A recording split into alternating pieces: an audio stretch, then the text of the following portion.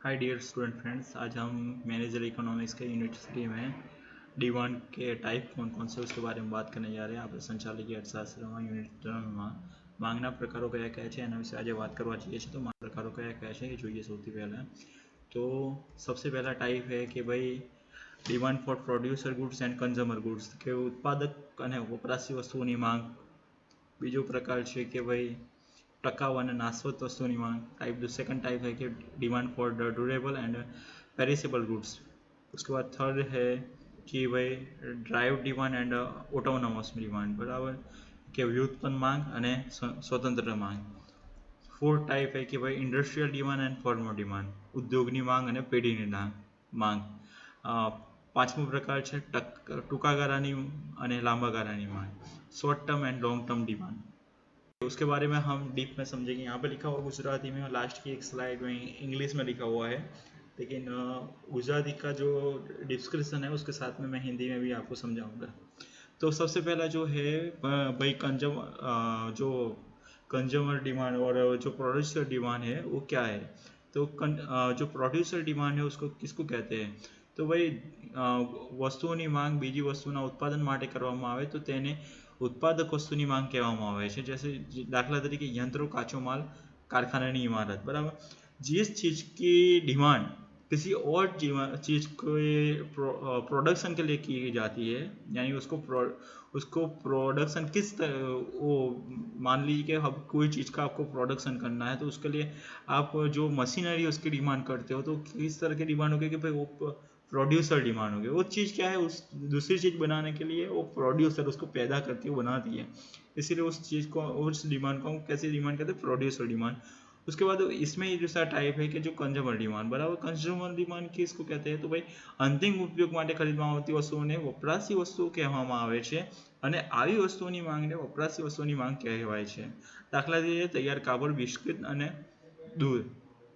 किसी चीज़ को हम लास्ट उसका यूज़ करते हैं, वो यूज़ लास्ट होता है तो उस चीज़ को हम कैसी चीज़ बोलते हैं तो उसको कंज्यूमर गुड्स बोलते हैं। और उस चीज़ों की डिमांड को हम कैसी डिमांड बोलते हैं कि भाई कंज्यूमर गुड्स डिमांड बराबर। जस्ट एग्जांपल, आपने बिस्किट खरीदा बराबर खाने के लिए, तो वो बिस्किट को आप खा जाओगे, फिर उसका सेकंड यूज़ होने वाला है क्या, नहीं। आपने दूध खरीदा तो दूध पी जाओगे, फिर उसका सेकंड यूज़ होने वाला है, नहीं। आपने दूध में से कोई चीज़ बनाने के लिए दूध को खरीदा बराबर। मान लीजिए दूध में से आपको मक्खन बनाना है, घी बनाना है, कुछ भी, उसके लिए आपने दूध को खरीदा तो वो दूध कैसी डिमांड हो जाएगी। तो वो दूध है वो कैसी डिमांड है तो कि भाई वो प्रोड्यूसर डिमांड है, ठीक है। वो उसमें से कुछ कुछ और चीज़ बनानी है। आप उसी तरह आपने कपड़े जो खरीदे बराबर, वो कैसी है, लास्ट यूजेस के लिए है तो फिर आपकी कंज्यूमर डिमांड है। अगर वो लास्ट यूज़ के लिए आपने रॉ मटेरियल लिया बराबर, कपड़े बनाने के लिए रॉ मटेरियल लिया आपने, तो रॉ मटेरियल कैसा है कि भाई वो प्रोड्यूसर डिमांड है, उसमें से कपड़े बनेंगे। उसके बाद सेकंड जो टाइप है कि भाई टकाऊ और नाशवंत वस्तुओं बराबर। ड्यूरेबल, टकाऊ यानी कि ड्यूरेबल, एंड नाशवंत यानी पेरिसेबल गुड्स बराबर।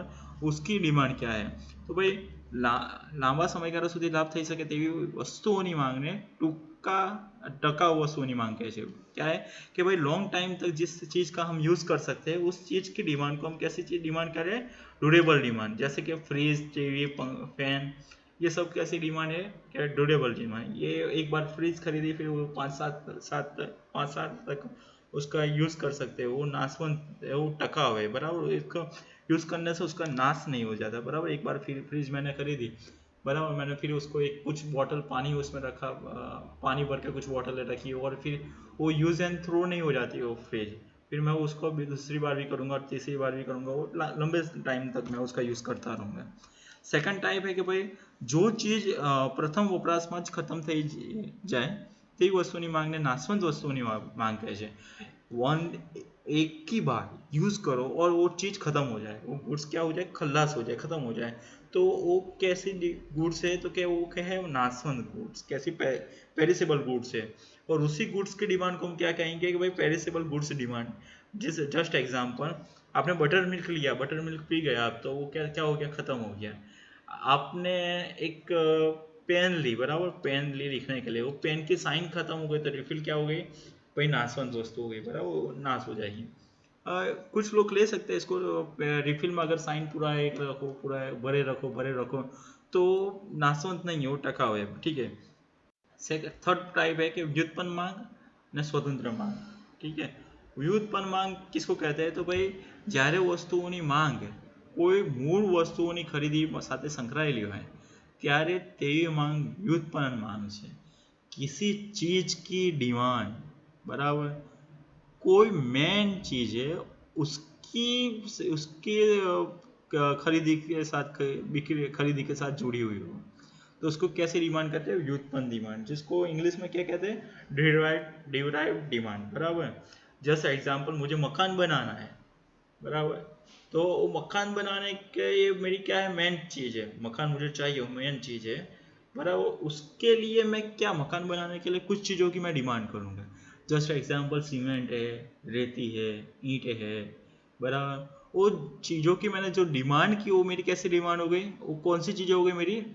तो डिराइव गुड्स हो गई, और उसकी डिमांड को मैं क्या कहूँगा कि भाई डिराइव डिमांड।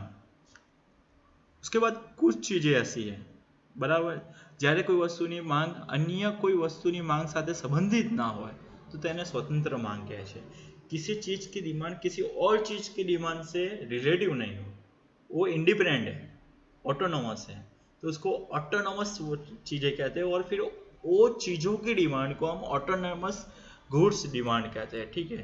जस्ट एग्जांपल, जो यंत्र है, मशीनरी है, उसकी जो डिमांड है वो ऑटोनोमस डिमांड है, वो मूल डिमांड नहीं है, ठीक है।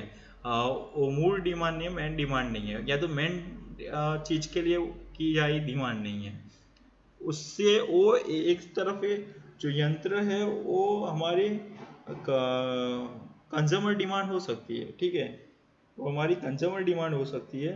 लेकिन दूसरी तरफ वो हमारी कैसे डिमांड है कि भाई वो ऑटोनोमस डिमांड भी है। उसके बाद ઉદ્યોગની માંગ ને પેઢીની માંગ, industry demand and firm demand. પેઢીને આપણે શું કહીએ છીએ? ફર્મ। પેઢી को हम क्या कहते हैं? फर्म। तो इंडस्ट्री डिमांड क्या है?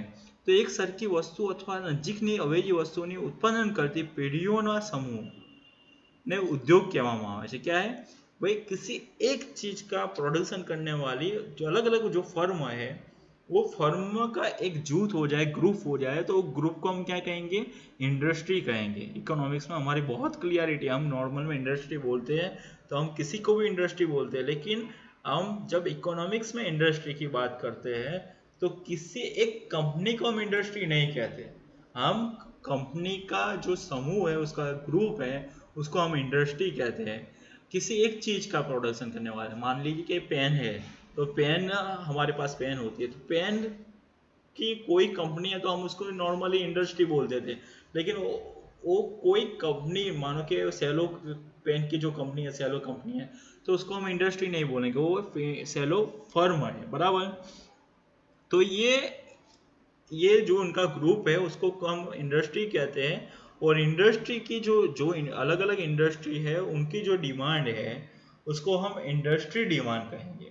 और इंडस्ट्री डिमांड क्या है कि जो फर्म की डिमांड है उसका सम है, उसका क्या है? सम है, ठीक है। जस्ट एग्जाम्पल, भाई पूरे इंडिया कंट्री में जो આયન की डिमांड है, લખ્યું છે આપણે કે દેશમાં પોલાદની કુલ માંગ છે અને આપણે શું કહીશું? ઉદ્યોગની માંગ કહીશું, ઠીક છે।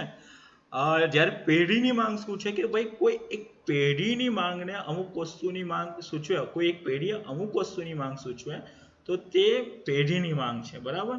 जस्ट एग्जाम्पल, वाघ बकरी चा, वनस्पति घी, क्या है कि वो किसी एक फर्म की डिमांड हो, हम किसी एक फर्म से डिमांड करते हो, तो कैसा है कि भाई वो मैं ऐसा नहीं कहता मुझे पेन चाहिए, मैं क्या कहता हूँ? मैं पेन मांगूंगा तब वो अलग अलग पेढ़ी है, उसकी फर्म है। लेकिन मैं ऐसा कह रहा हूँ कि मुझे जो वाघ बकरी चाहिए वही चाहिए, तो कैसा हो गया? वो वाघ बकरी चाहिए, वो ये इंडस्ट्री नहीं है, वो फर्म है, ठीक है। उसके बाद नेक्स्ट पॉइंट है कि भाई short term and long term demand, ટૂંકા ગાળાની અને લાંબા ગાળાની માંગ, ठीक है। तो ટૂંકા ગાળાની માંગ એટલે વર્તમાન માંગ જેના પર કિંમત અને આવકના ફેરફારો તાત્કાલિક અસર થાય છે, બરાબર। ऐसी डिमांड है जिस पे इनकम और प्राइस के जो डिफरेंस है उनकी तुरंत ही उसकी इफेक्ट हो जाती है, बराबर, उसकी तुरंत ही जल्दी से इफेक्ट हो जाती है, तो शॉर्ट टर्म की डिमांड है। और जो लॉन्ग टर्म की डिमांड है उसमें ये दो फैक्टर्स की इतनी सब इफेक्ट नहीं होती, लेकिन इसके अलावा જ્યારે લાંબા ગાળાની માંગ એટલે કિંમત, આવક, ગુણવત્તા, વિજ્ઞાપન જેવા પરિબળોના ફેરફાર પરત્વે લાંબા ગાળે સમાયોજન પામેલી માંગ। क्या है इसमें कि भाई कि जो लॉन्ग टर्म की डिमांड है उसमें प्राइस, इनकम, क्वालिटी, एडवर्टाइजमेंट, ये सब जितने भी फैक्टर्स है वो फैक्टर्स का हम लॉन्ग टर्म के लिए प्लानिंग करते हैं, और उसकी प्लानिंग के थ्रू जो इनका जो डिमांड है वो लॉन्ग टर्म की डिमांड है। ठीक है दोस्तों, यहाँ पे हमने इस तरह ये 5 टाइप्स देखे डिमांड के। भाई पहला टाइप्स, दूसरा टाइप, तीसरा टाइप। पहला टाइप्स क्या था, तो भाई उत्पादक અને વપરાશી વસ્તુની માંગ, क्या उसको इंग्लिश में क्या कहेंगे भाई, producer and consumer goods demand. दूसरा टाइप क्या था भाई, टकाऊ અને નાसूक वस्तुની डिमांड, जिसको हम क्या कहेंगे भाई, durable and perishable goods demand. Third type क्या था, व्युत्पन्न मांग અને स्वतंत्र मांग, क्या derive demand and autonomous demand. Fourth type क्या था, industry demand and firm demand, उद्योगની માંગ અને પેઢીની માંગ। फोर्थ टाइप क्या था कि भाई टूंका गाળાની માંગ અને લાંબા ગાળાની માંग, short term demand and long term demand. ये जो है इसकी यहाँ पे क्लियरिटी इंग्लिश में लिखी है, आप सब एक बार देख लेना, और मैंने गूगल क्लासरूम में आपको मटेरियल भेज दिया है, वो भी पढ़ लेना। और हम इसी तरह लेक्चर लेते रहेंगे। आप अपना ख्याल रखना। थैंक यू, आभार, बाय बाय, जय हिंद, जय भारत।